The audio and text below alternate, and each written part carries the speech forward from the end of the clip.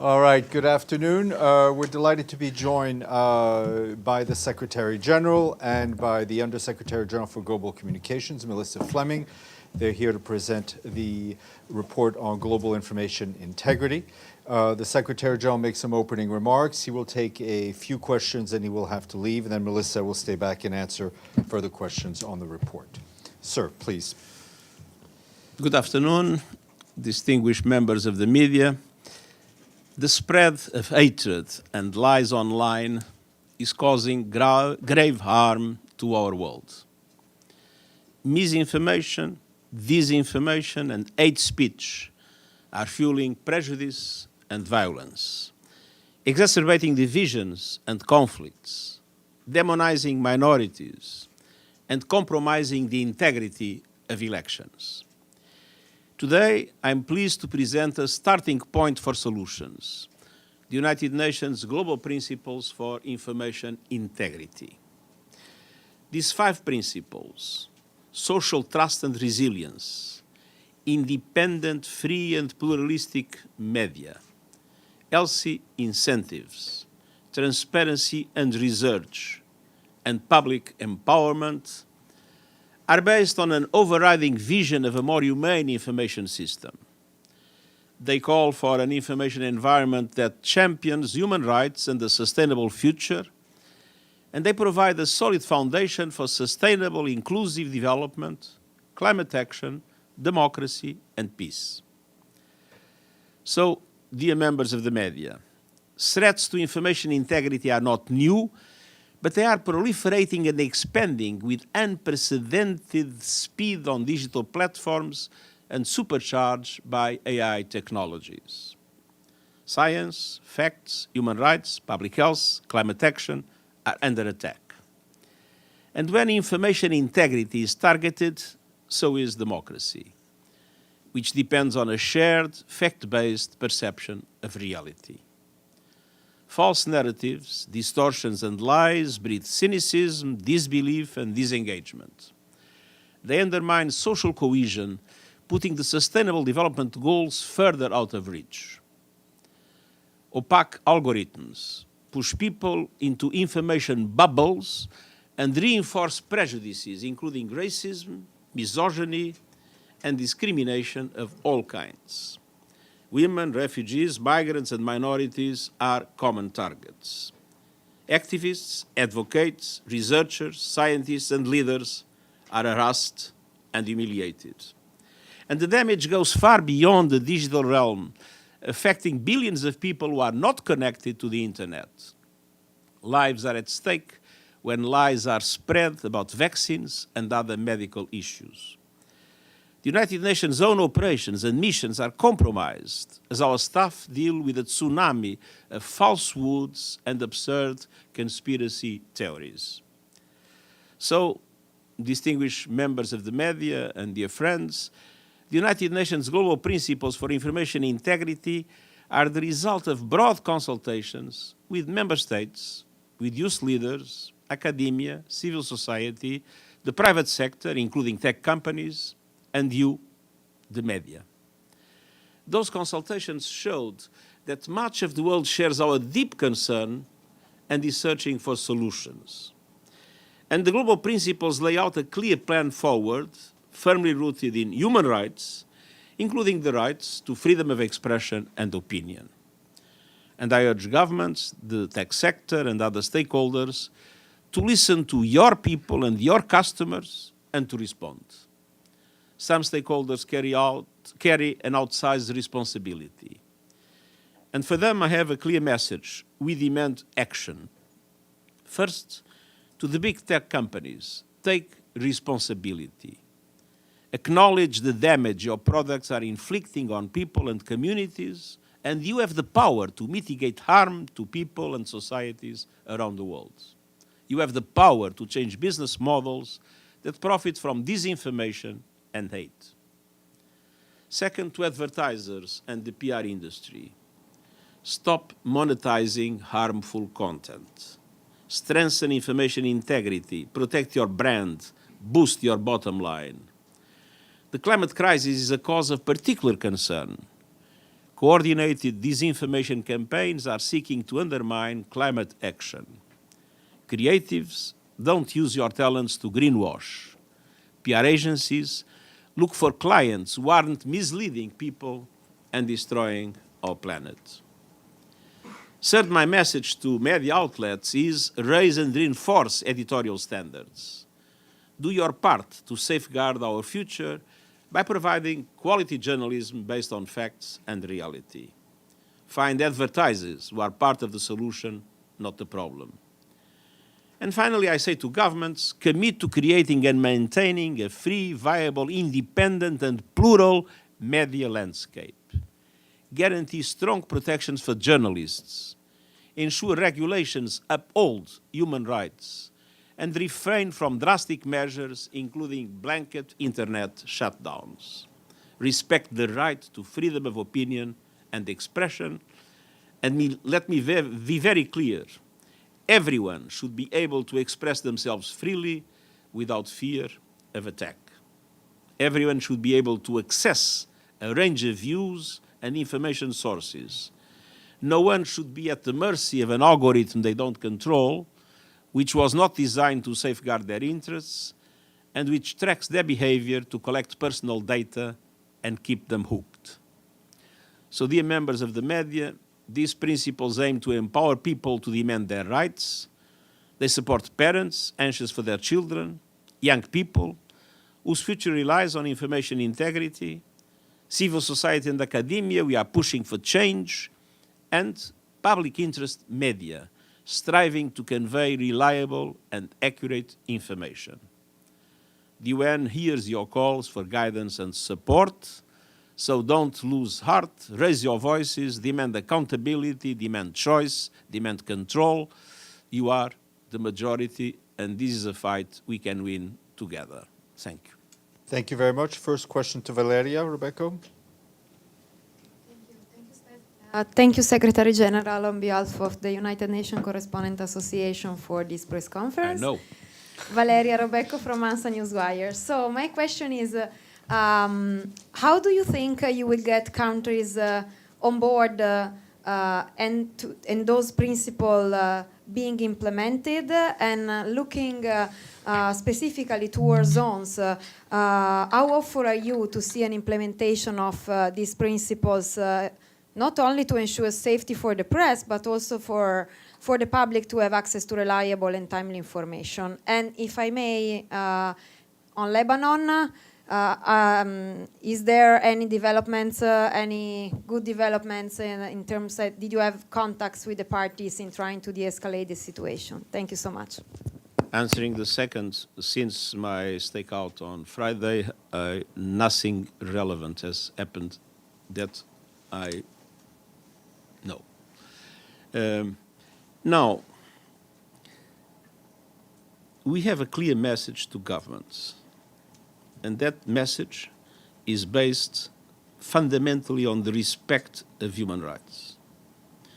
And obviously governments have the capacity to regulate, and those regulations must be organized in a way that human rights are respected, that freedom of expression is respected, that freedom of media is respected, that journalists are protected, and at the same time that those platforms that have the capacity to spread information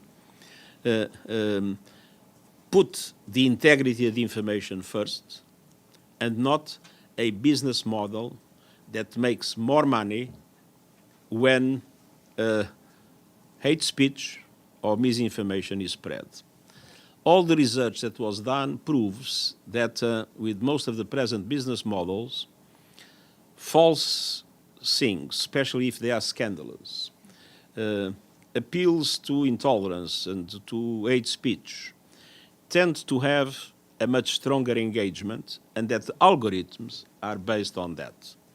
So what we ask is the platforms to assume responsibilities in this regard, and we ask governments to be attentive to this and to have the regulations that respect the principles that I mentioned, but at the same time that create the conditions for the business models to be based on a do no harm perspective. Edie? Thank you very much, Mr. Secretary General. First, a follow-up on the principles. You said that big tech companies, and especially advertising and PR people, really have control over this in a major way. What is the UN going to do to try and ensure that big tech and advertising and PR companies actually take these principles to heart and do what you said, which is to stop disinformation, hate speech, etc.?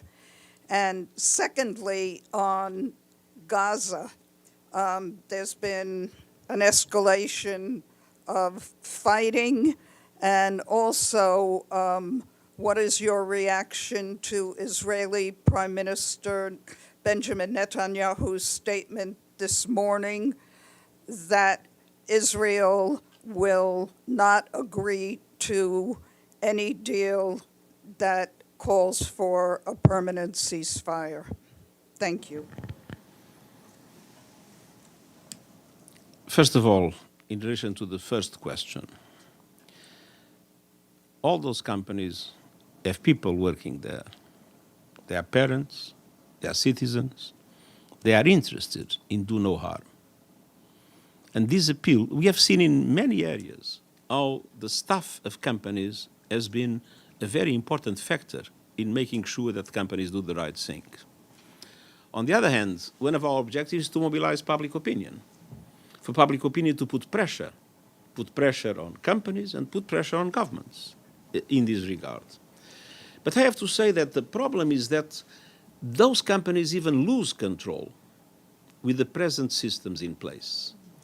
Because when you have an algorithm, the algorithm works automatically. And you don't even control what the algorithm will produce. So people need to be much more rigorous in the algorithms that are developed. And most of the advertising companies, I must say, I doubt that they have control of their own products in many of the social media platforms. So I think it's in the interest of the advertising industry to know exactly how their products are being used, how do they appear, how is that selected within the way algorithms work and within the way the tech companies work. So, in my opinion, it's fundamental to mobilize everybody, including those that operate in these industries, to accept the principle of do no harm and to adapt their business models to the right thing to do. The second question, our position has been the same since the beginning. We strongly advocate for an immediate humanitarian ceasefire and for an immediate release and unconditional release of all hostages as the basis to create the conditions for one day the two-state solution to be possible. Thank you. So that means that... That means that it's a different position than the one that you have expressed. Deji? Secretary General, Shudeji with China Central Television. I promise you I only have one question. It's about information integrity. Let me give you an example. If I search UNRWA, if I search UNRWA on Google now, Sorry? If I search UNRWA on Google now, the second result is a sponsored advertisement called UNRWA Neutrality Compromised. So in this information integrity, how can you ensure that governments, they don't, because of maybe their national interests, to push for a misinformation or disinformation? Do you have confidence that member states will do that? I think that member states have a vested interest in not promoting misinformation, because sooner or later the truth is discovered. I'll give you one example of misinformation about myself. I've heard the same source many times saying that I never attacked Hamas, that I never condemned Hamas, that I am a supporter of Hamas. I asked for a statistic to be made by our colleagues. I have condemned Hamas 102 times, 51 of them in formal speeches, the others in different social platforms. So, I mean, the truth, in the end, always wins. Abdelhamid, then Joe. Abdelhamid Sayam from the Arabic Daily Al-Quds Al-Arabi. Mr. Secretary General, the Palestinian people are being obliterated. The killing machine did not stop for the last 9 months. Over 130,000 Palestinians either killed, maimed, and there's over 20,000 Palestinian children became orphans. Israel is defying every international agency. 4 Security Council resolutions, 2 General Assembly resolutions, ICJ 3 times the provisional measures Abdelhamid, I were beg you, denied. please, a question. What else can the international community do to protect the Palestinians? Would they just keep watching while thousands and thousands of Palestinians being killed, both in Gaza and the West Bank? Thank you.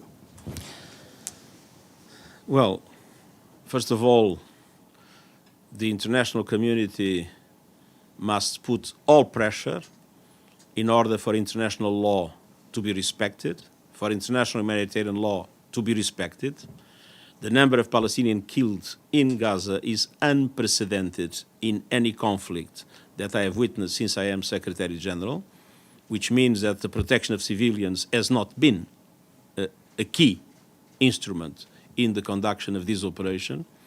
And on the other hand, I mean, international law applies, and there are courts that deal with international law, and the decisions of those courts must be respected in all circumstances. Joe, and then we'll need to let the SG go. Joseph Klein, Canada Free Press. I want to return to your topic today on the global principles for information integrity. You've talked often, and including today, about the danger of misinformation and hate speech on social media, and appropriately so. But I would like specifically to know how you would apply your message to the tech industry and advertisers to the growing concern that teenagers and children on social media are being sexually solicited, harassed, bullied, body shamed, and addicted. That's something that hasn't received as much of attention, as far as I can tell, in your remarks, but I'm sure you are very concerned about it. So could you comment on it? Thank you. I explicitly mentioned it in my remarks, and it is central in the document that we have published. Indeed, the question of children is probably the most worrying question for me in relation to what we are witnessing in misinformation and disinformation and in addiction. Because one of the problems is addiction to some series of activities related to social media, to platforms, and to other aspects. I strongly encourage the companies involved to adopt very rigorous mechanisms based on the do no harm principle in relation to children, and I strongly encourage governments to be particularly effective in regulation in this regard. Thank you. We have to let the Secretary General go, but Melissa will stay to answer any further questions. Thank you very much.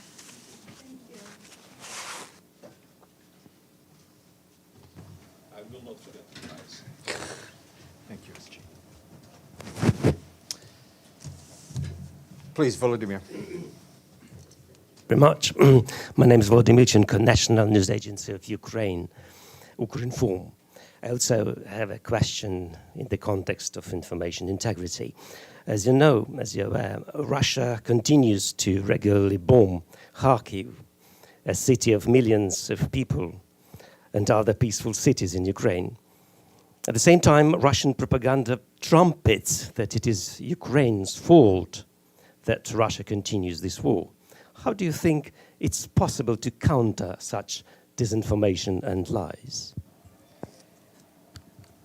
Look, I can only speak to the document that we're publishing today, and we are urging, if you look at the section on recommendations to member states, we are urging member states, not to engage in disinformation. Now, I think disinformation by member states, by governments, has existed from the beginning of time.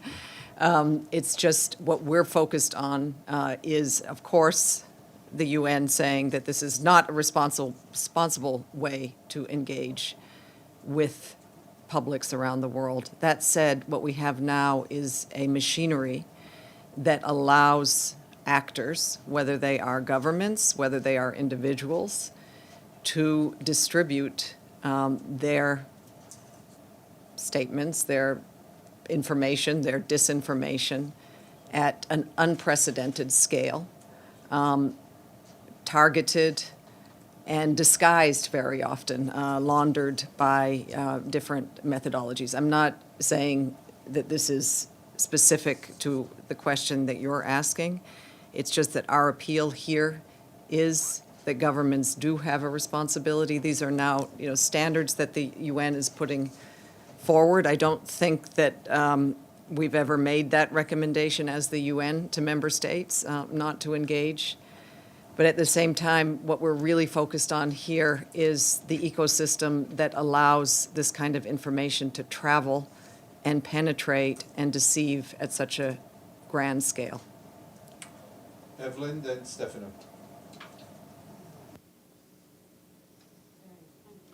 And good to see you, Melissa. What do we do or what does the UN do if a state, for example, a major power, elects someone who dabbles in distortions and lies on a daily basis? Again, it is up to the people of that government to make that decision who they elect. What we are calling for in this document is integrity of information, which is also in the election sector, so that people who are making that decision on who to vote for have, during the election period, not been bombarded with distorted information or manipulated information, but have had access to reliable information about the candidates that they need to choose from. That's one thing. So again, it's this ability to easily manipulate that we're trying to address here, including, you'll see that there's a section on addressing AI actors. There's huge concern. I'm sure you've seen it and read the alarming reports and some of the examples of the deployment of AI in creating deep fakes around candidates. It's already been done in many elections so far. And the ease with which, through these tools that are easy to access, quite cheap, and where, again, coming back to the individual, the user, the person online, are now unable to distinguish between, whether that is the actual statement of a politician or it wasn't.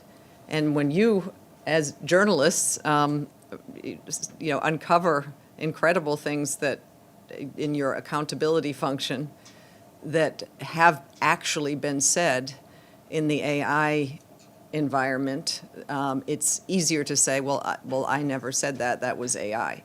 So again, we have calls specifically to AI actors to ensure not make the same mistakes that social media companies did, to ensure safety by design, to make sure AI content is labeled, and to make sure it's not misused. The same with the tech companies. If there is AI content circulating, it needs to be labeled, maybe also even taken down. Thank you. Stefano? La voce di New York, Ital Press. this is a question, but it's also a comment. It happens that would be yes, but it's More appreciated. every semester I had to give an assignment to students to research what the people out there knows about the United Nations. For example, about SDGs and everything. So one thing we found out in the last 10 years, every semester, people know nothing. And we are in New York City. We are not in, somewhere, only very small percentage. So, and then what would be your advice, I asked to the students, and they always say the same thing. Say, why the UN is not in TikTok, or is not enough in TikTok, in the socials, why they don't bomb the socials with whatever they do, because they recognize that what the UN does is good. I mean, they end up to like the UN, but they say, why you are not? Why the UN is not there? So, please, can you answer to those students and tell what it would be the next project for you? Thank you for that question. And I would say this is the continuous battle that we're facing. Number one, the United Nations is downranked on meta platforms. That means our content has a much lower starting point than any individual. We've asked Meta over and over again to undo this, to design, to tweak the design in their algorithm so that UN content is it doesn't have to struggle to be seen in people's feeds. That's one. Second, we do, and you'll see that there is in the document the UN will do section. Part of that is communication strategy. For the last, I don't know how many years, we have been working to be in those spaces where people receive their information. UN accounts actually have 60 million followers. Maybe your students, unfortunately, aren't following them, but we are on TikTok, but we struggle there as well because we don't typically dance to our statements. Although maybe I might suggest that Steph does a version after each noon briefing, but it is the struggle to compete in this information environment where there is so much information out there, and where the types of information that we're trying to impart are not what the Secretary General described as the types of content that the algorithm promotes. If it enrages, it engages. And often, cold, sober facts are not going to get elevated. So it's a struggle, but we're stepping up our communications we had, as you may know, during COVID, we had a communications initiative called Verified, in which we actually studied the narratives around COVID-19. We also looked at information gaps where people were searching, and we created content at scale over months and months and months that was digitally optimized and distributed it to our country offices and our teams around the world who could put it into different languages and get local media partners.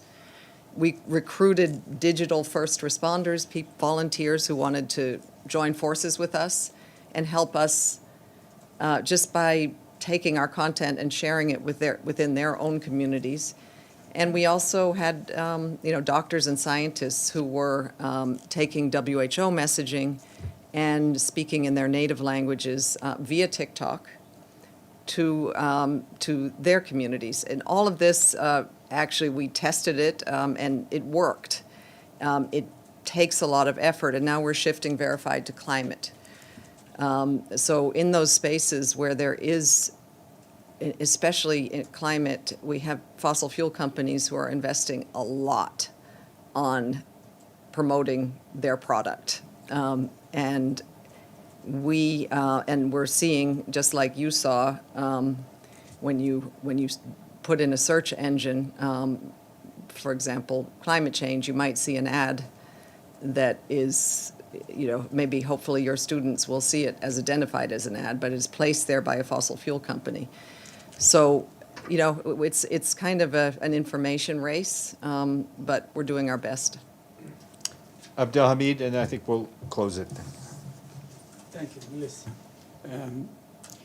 It is, of course, annoying to see the amount of disinformation and misinformation about the war in Gaza. But it's more annoying and to see that number of journalists killed, and yet the UN was not outcrying these crimes. Some of these journalists were killed while they are live on camera. Samir Abu Dagga from Al Jazeera was killed while people watching. Where is the UN voice in that? I followed the UNESCO. I looked at these statements from UNESCO. They're very mute. Sometimes they say, we condemn the killing of this and but why is the UN here did not speak up about that? Well, UNESCO did give their annual prize to the journalists of Gaza. We have condemned, and we still condemn, any killing of any journalist in conflict. The press vest should be sacrosanct. Journalists should be protected in carrying out their work. We have loudly lamented the killing of any journalist in Gaza, but the numbers of journalists killed in Gaza, over 100, is deeply disturbing to us. Thank you very much, Melissa. Thank you, and we'll see you back tomorrow.